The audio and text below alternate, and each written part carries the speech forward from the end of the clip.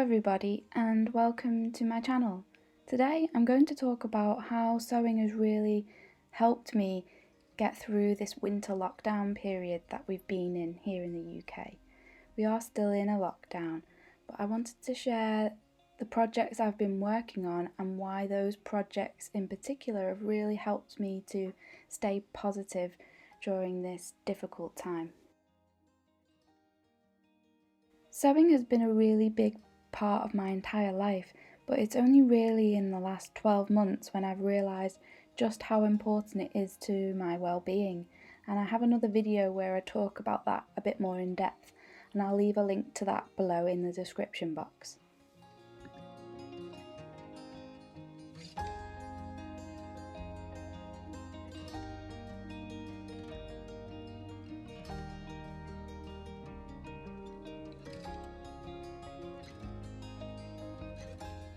At the end of 2020, I was taking a bit of a creative break, and this really gave me the space to think of new ideas and to create new designs.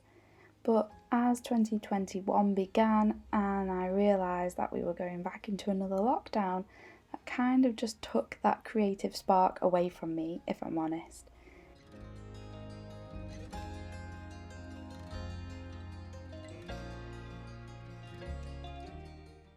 Spending time with my little boy during this lockdown has been the absolute best thing, and I'm so lucky for that. We've enjoyed so many lovely walks and lovely craft activities together at home. It has been a joy. But during nap times and in the evenings, I really needed something to work on myself, and I also just didn't have much energy for sharing online, so that's why I went a bit quiet here on my YouTube channel and on Instagram as well. I decided that I needed to go easy on myself and just make exactly what I felt like making. And if I wanted to start new projects, then I should just start them and not be worried about how many I'd already started and how many are already in the middle of. And I know I'm not alone in this, because I read a bit online from lots of people that said they couldn't believe how many projects they'd started in 2021, and I'm exactly the same. So despite already having 4 quilt projects in the works, I decided to start another one. And I knew that I wanted to use fabrics that absolutely sing to me and make my heart happy. And I wanted to make a quilt that would remind me of summer meadows. And the idea was that looking at these fabrics and thinking and dreaming about summer and spring and flowers would make me feel positive as I was making it and help me get through these dark days.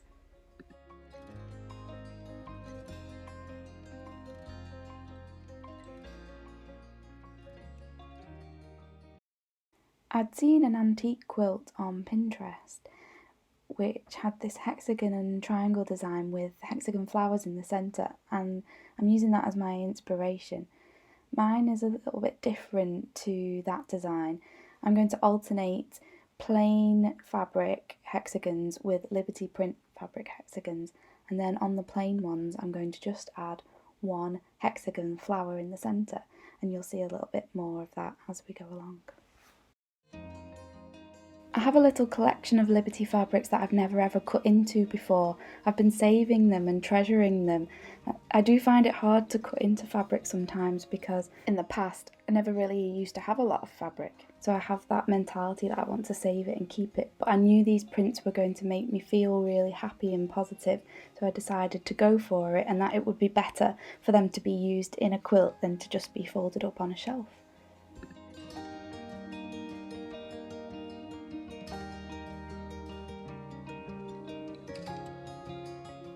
At first it wasn't easy to do that because I have been treasuring these fabrics for quite a long time, but once I made the first few cuts, then I realised it's not so bad, and this is for the best. It is much better if I do actually use these fabrics.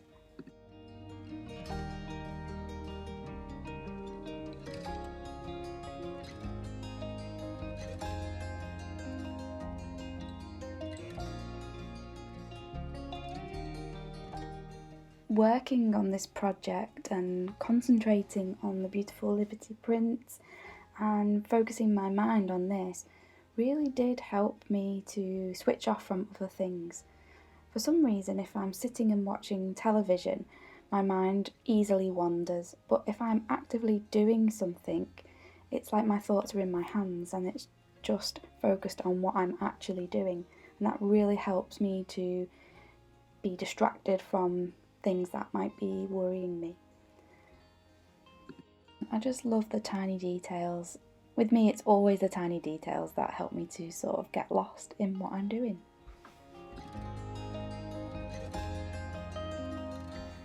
As well as the tiny details, just making something purely for the fun of it.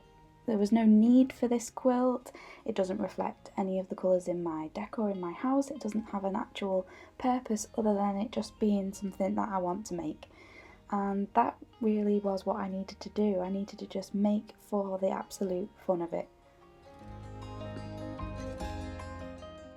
I'm also trying different techniques to things that I usually do.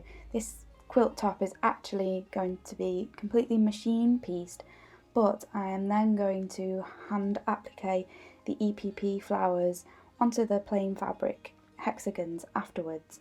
In fact, my plan is to make the entire quilt top and to perhaps even complete it as a quilt but without the flowers on, and then stitch them on afterwards and just bury the threads.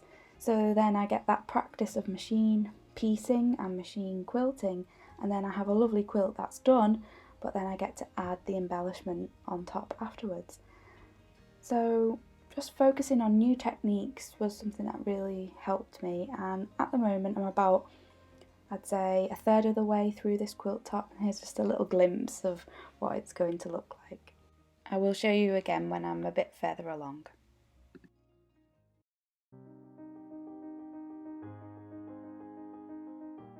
The next project that really has gripped me over the last few weeks has been this sashiko stitching project. This little panel has been really enjoyable to make. Last year I did some sashiko and I turned it into this little bag. It has some EPP on it and some patchwork, and then some of the panels are this sashiko flower design. It was really enjoyable to make. It's such a simple stitch, but it looks so effective, and I really loved making this little bag. But the actual sashiko itself didn't grip me as much as it has recently. I've really caught the bug and I really love doing it.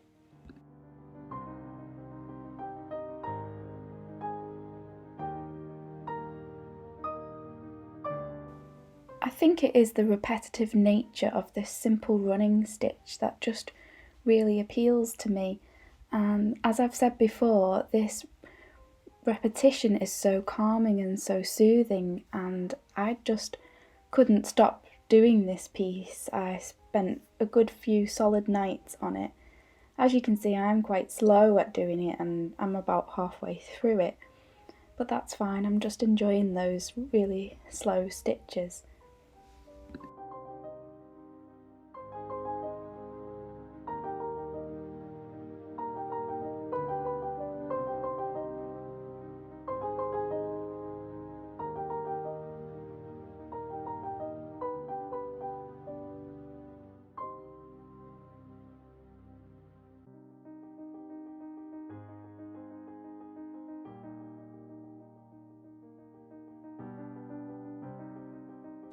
Funnily enough, sashiko and English paper piecing actually do have some things in common in terms of the geometric designs that they both have, and I think that's why I really fell in love with sashiko so much.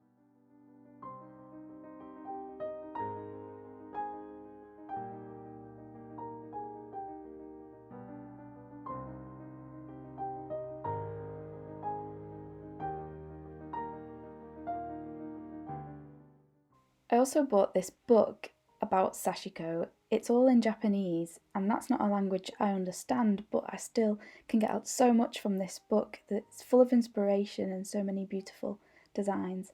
I'm by no means an expert on sashiko, but if you'd like to see a video about it in more detail, then do let me know down below. I will be happy to share what I do know with you.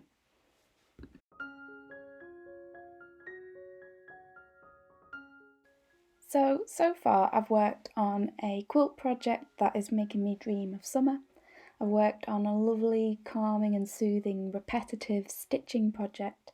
And this third and final project, for me, it's all about colour. And it's a combination of embroidery and tiny patchwork. And choosing the embroidery threads for this project, picking out my favourite colours, has just been such a joy. I don't know about you, but colours just make me feel happy and they definitely improve my mood.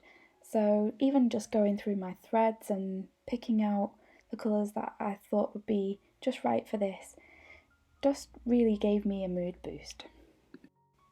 This project stems from my absolute love of flowers and combining embroidery and patchwork, and this little book called The Language and Sentiment of Flowers, which is all about the meanings that the Victorians gave to flowers. So I've had this idea for a long time about stitching repetitive motifs onto English paper piecing, and I've played around with it a little bit but never really just gone for it and created a really big piece, and that's what I'm letting myself do at the moment.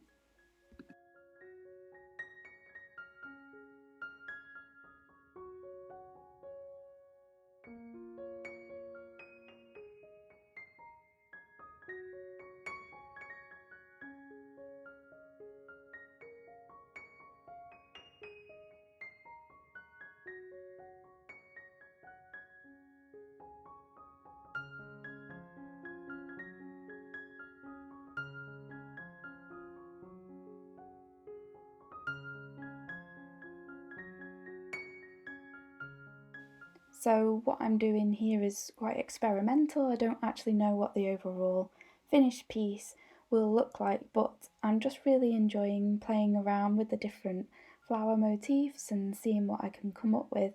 And I'm actually enjoying doing a bit of sketching in my sketchbook, which I'm not ready to show the world, but I'm just enjoying playing around with repetition and floral motifs and just seeing where this piece can go.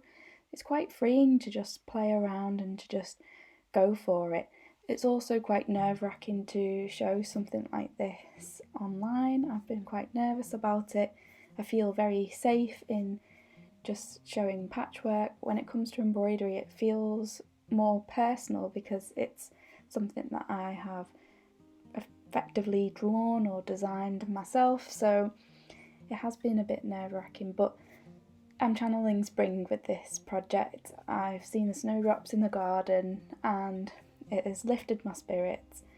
The daffodils are out soon, so that might come into this piece at some point, but it really does lift the spirits, seeing these little glimpses of spring and knowing that things are going to get better.